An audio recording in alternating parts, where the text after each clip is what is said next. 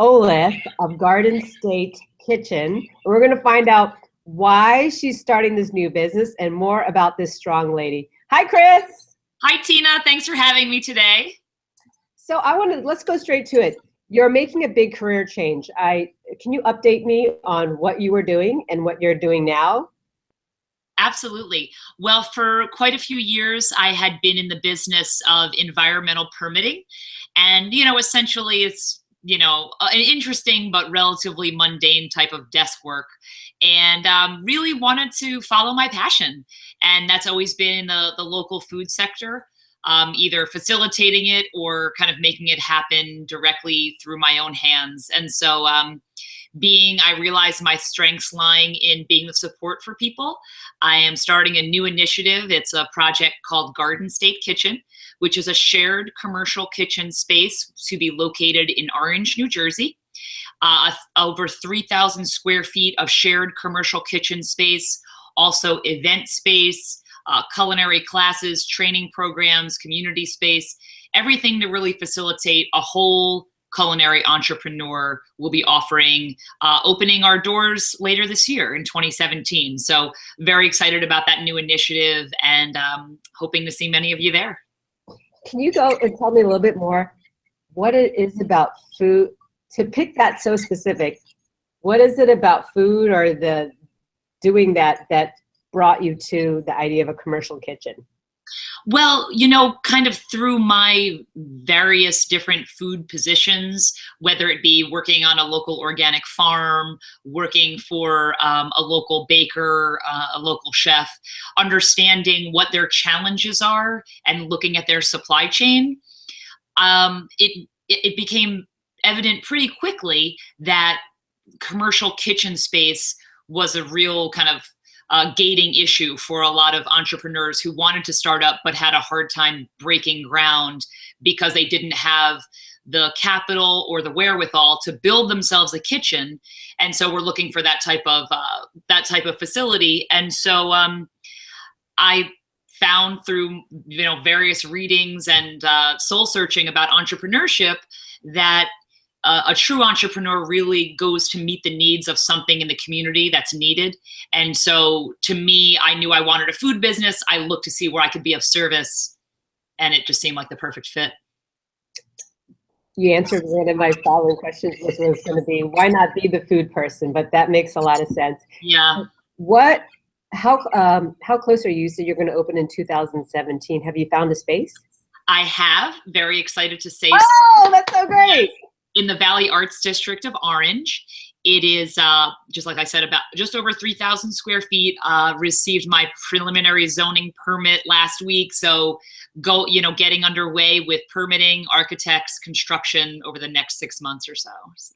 So it's going to probably be ready by fall, you think? Absolutely. Excellent. What have you enjoyed so far in the process? I know there's a lot of things not to enjoy. Oh, for sure. What I love the most is just meeting wonderful people.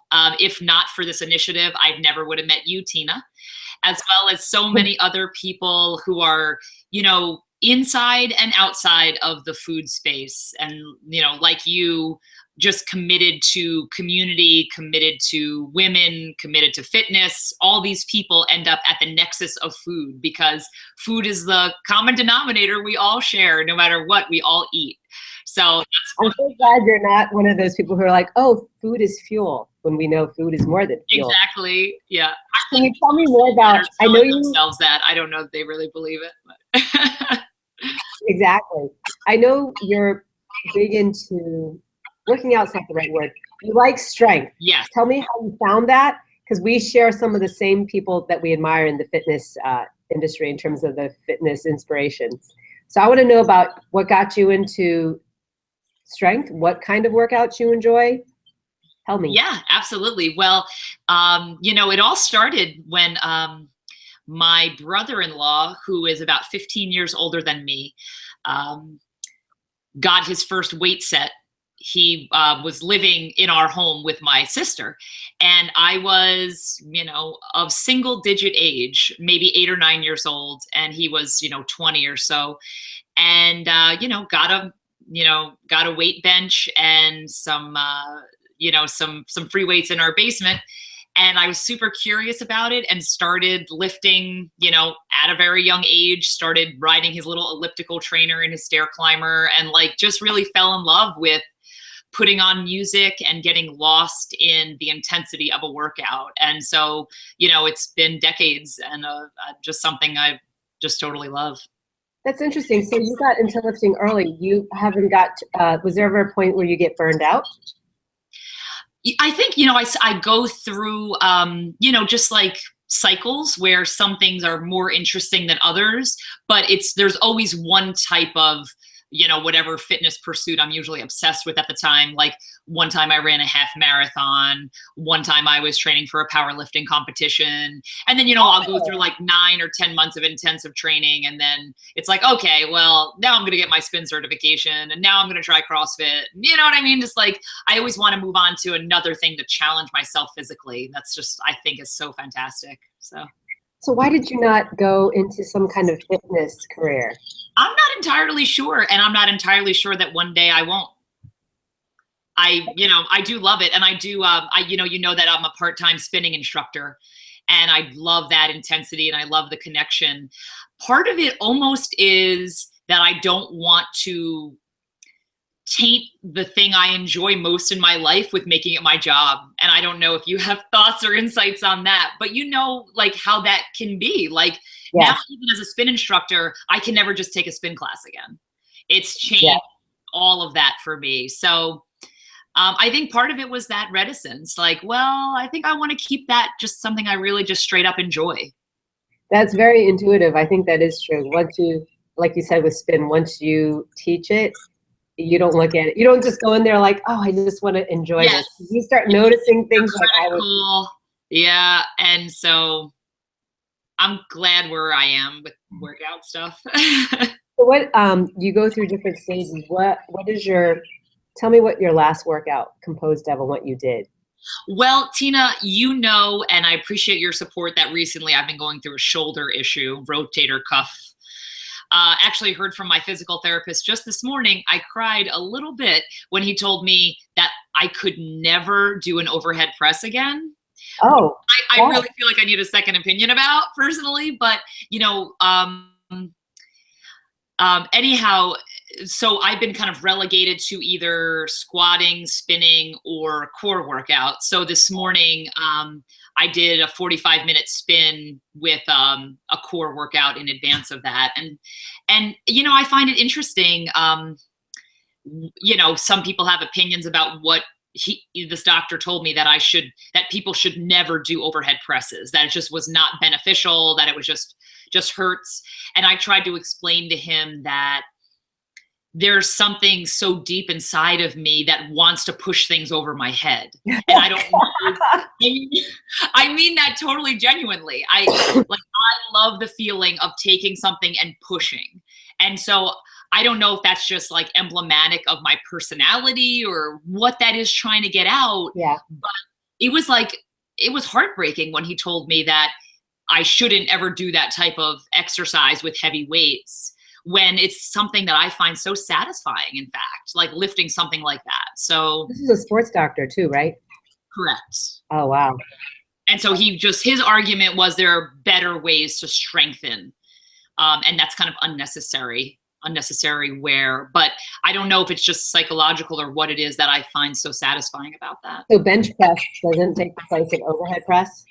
Not for me. There's something about being on my feet and pushing, I don't know. That's so interesting. Yeah. Because of how much you love fitness, tell me your 2 favorite fitness pros that you follow and what you love about each one. Well, I mean, Jill Coleman, how could it not be? She is, more than anything, has inspired me to be a whole person, and not just a person who eats over here and lifts over here and does cardio over here. Like, I can't even begin to explain how insightful I find her writing to be. She just touches me so deeply, and I save every one of her emails in a special folder. So when I need inspiration, I go to that folder, because it's just, she's so generous with her spirit and her time and her energy. And I've been through a lot of her workout programs, but also like this kind of workout. And I feel like she gets it. And so through her, and it was great to know that you were also a, an admirer of hers as well.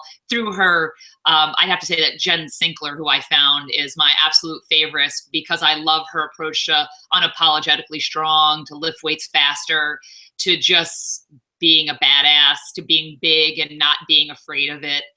So I think those two ladies, and I know you didn't ask for two women that I admire in the workout space, but I tend to gravitate, maybe women gravitate towards women, but I find them both to just be very real.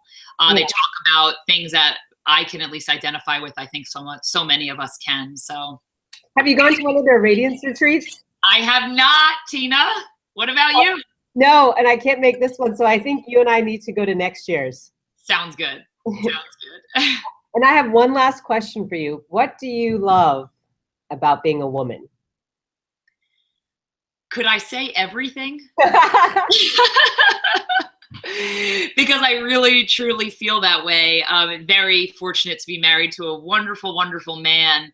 And sometimes I feel empathy for him, because I think to myself, there's not necessarily by the virtue of his gender, but there's something I feel that sometimes limits him from experiencing the fullness of life that I do. And I attribute so much of that to being a woman. Just the empathy, the desire to grow and learn and connect like we are, Tina. That's just, for me, the epitome of being a woman. And I wouldn't have it any other way. Beautifully said. That really is. Oh, I love that. Thank you. Thank you all for watching, and you'll see a transcript of this interview also on the ironstrongjewelry.com/blog. And Kris, can you tell us how we can find you on social media? Absolutely. You can go to my website, gardenstatekitchen.com, and there are links to my Instagram, my Facebook, and my Twitter. So I hope to see you all there. Thank you. Thanks, Tina.